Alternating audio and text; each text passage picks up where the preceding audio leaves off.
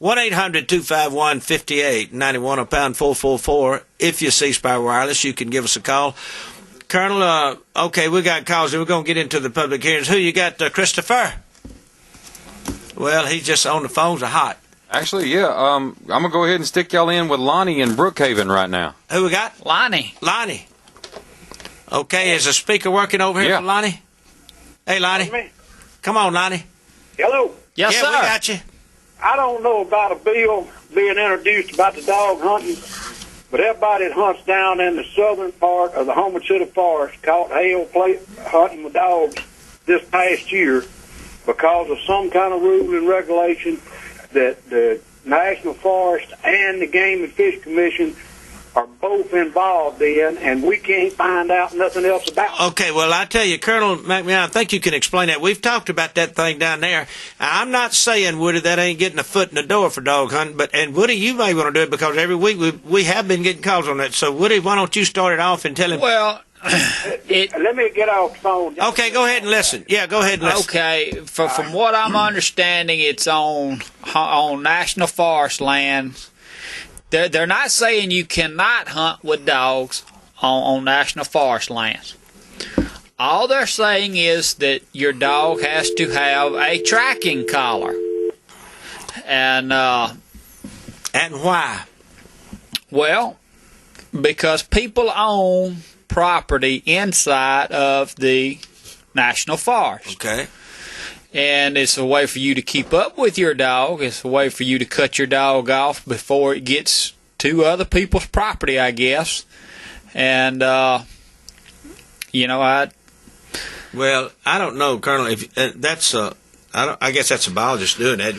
I guess it's a the test, Forest test Service. thing. It's Forest Service. The Forest Service implemented this. We're just kind of tasked with helping enforce it. And I don't know all I'm supposed to know about it because I'm from the north, and this is only happening on the Homochitto, which is in the south region. But what Woody was talking about is about exactly right. The landowners came before the commission, I know, several times and complained about issues they were having, and their complaints were lodged. I think that they went back and actually some things had been actually monitored to make sure that what they were saying was actually true, and I think that some problems were witnessed down there.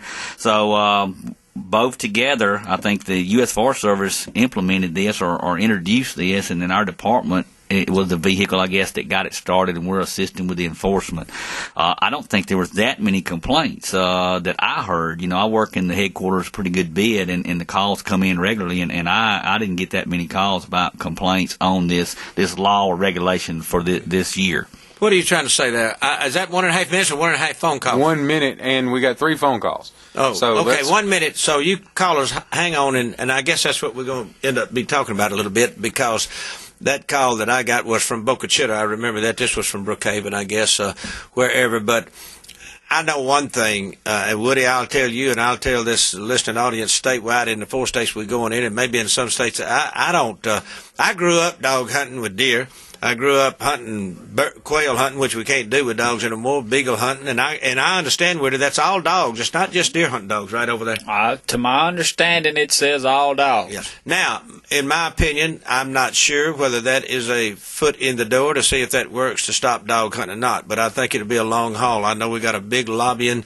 I think it'd be interesting to get the dog hunter president of the Dog Hunter Association and the still hunters and let them kind of work this thing out. We don't need a fuss, Colonel. I tell you that, we don't. No, everybody needs to decide and solve problems neighborly, if possible. And right. I think that was tried down there, and the neighborly approach didn't work. So I think that they went the next step, and I don't think that this is infringing on them too much. If what I know about it. We got to take a break. Your calls here. 1-800-251-5891, a pound 444. If you see Spire Wireless, we'll be right back. Y'all don't go away.